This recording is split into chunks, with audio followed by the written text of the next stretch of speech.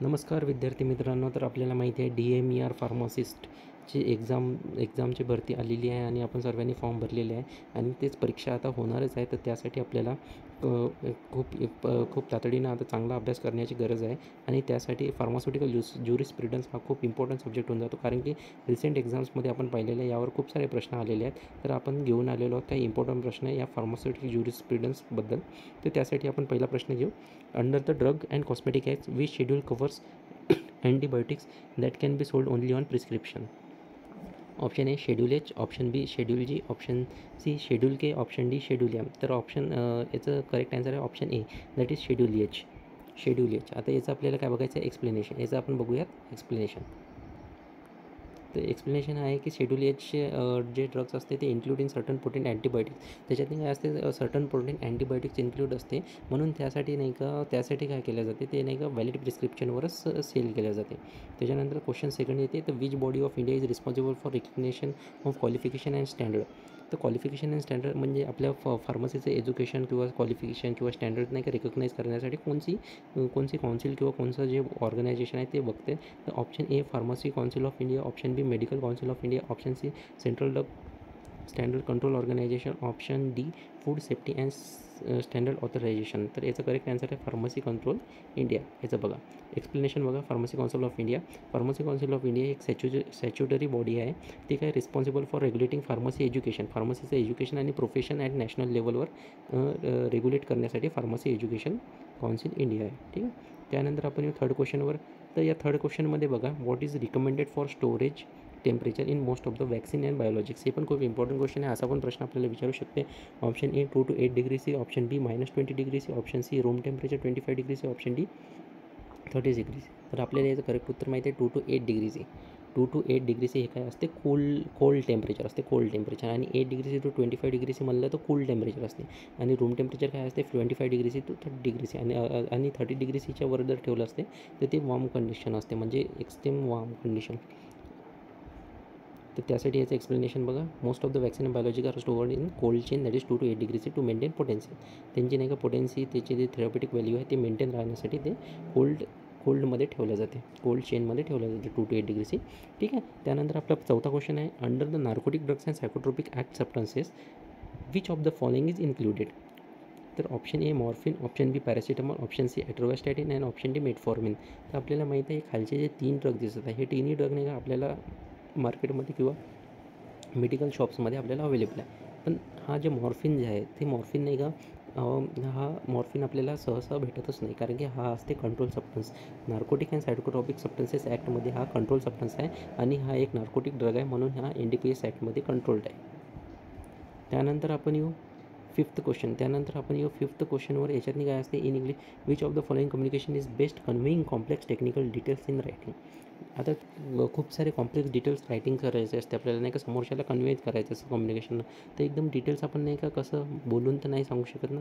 तर त्यासाठी नाही का कोणतं असते, तर email with attach document, option B face to face आपण एवढं मोठं सांगणं खूप कठीण होऊन जाते, अवघड होते आणि एवढं आपल्या डोक्यातने रिटेन पण नाही राहणार. व्हॉईस मेसेजवर आपण एवढं सर्व करू तर आपलं बोलण्यानेच किती आपलं परेशानी होईल आणि वर्बल फोन कॉल पण नाही जमणार. तर option A email with attach document, direct attach document करून टाकायचं, डिटेल्स देऊन द्यायचे आणि ते पूर्ण आहे का बघून समोरची बॉडी आपली वाचू शकते. तर त्यासाठी आहे का option A email with attach document. Email with attach document include the detail documents in clear and readable format. तर आपला 6वा क्वेश्चन बघूयात. Accepting which of the following from a pharmaceutical company could raise and ethical issue. Option A free samples for demonstration only, option B large personal gift, option C educational voucher pack, option D discount on standard whole price. तर याचं correct option आहे बी large personal gift. स्वतःसाठी जर gift घेत असाल तुम्ही pharmaceutical कंपनीतून तर तिथे एथिकल इश्यूज एथिकल इश्यूज येण्याची चान्सेस असते, की त्या फार्मास्युटिकल कंपनीकडून आपण जे लार्ज पर्सनल गिफ्ट नाही घेऊ शकत. बाकी सर्व गोष्टी असल्या तर ठीक आहे, आपण एक टाईमला एथिकल इश्यू रेज नाही होणार, बट या गोष्टीत एथिकल इश्यू रेज होतो. त्याच्यानंतर येणार बघा, त्याच्यानंतर आहे IP. The Indian pharmacopoeia is published by which authority. Indian pharmacopoeia असते ज्यातने आपल्या सर्व ड्रग्सचं सर्व मेंटेन केलेलं असते, लिहिलेलं आपण ते स्टडी केलेलं आहे. तुम्ही जर B.Pharm केलं असेल तुम्हाला माहिती आहे, त्यातनी ते खूप सारे ड्रग्सचे आपले बुक्स असतात. तर ते इंडियन फार्माकोपिया. त्यातनी इंडियन फार्माकोपिया हा कोण पब्लिश करते, तर Indian pharmacopoeia commission. Option B central drug laboratory, option C CDSCO, option C ICMR, option D ICMR. तर आपल्याला माहिती आहे की याचा करेक्ट आन्सर आहे इंडियन फार्माकोपिया कमिशन. तर याचं आपण एक्सप्लेनेशन बघूयात.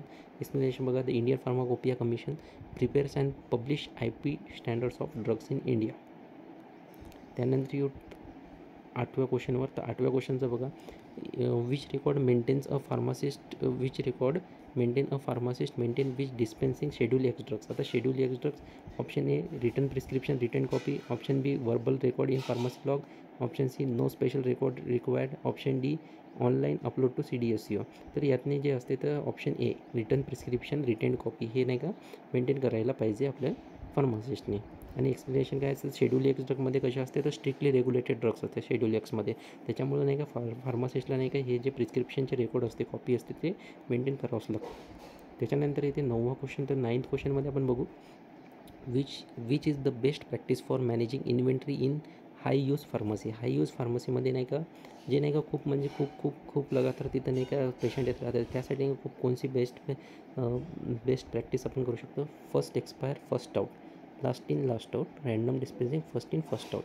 तर या गोष्टींनी कोणतं आपण यूज करू शकतो, that is first expire first out. म्हणजे जे लवकर आता मेडिसिन्स आलेले आहेत आणि त्यांची एक्सपायरी डेट जर लवकर आली आहे, पण त्याच्यावर जर प्रिस्क्रिप्शन येत असेल तर तुम्ही लवकर नाही का ज्याची एक्सपायरी डेट येणार आहे त्याच्या आधीच जर कोणी कस्टमर येत असेल तर त्यांना देऊन द्यायचं. हे first expire first out, that expire sooner are dispense first, reducing waste. त्याच्यानंतर आपण लास्टचा क्वेश्चन बघूयात आजचा आणि इथे थांबूयात. त्यानंतर आपण घेऊयात GMP guidelines require which of the following manufacturing area. GMP guideline require which of the following manufacturing area. Option A clean areas with control environmental condition, option B open windows for natural air flow, option C use of any packaging material, option D no sanitization requirement.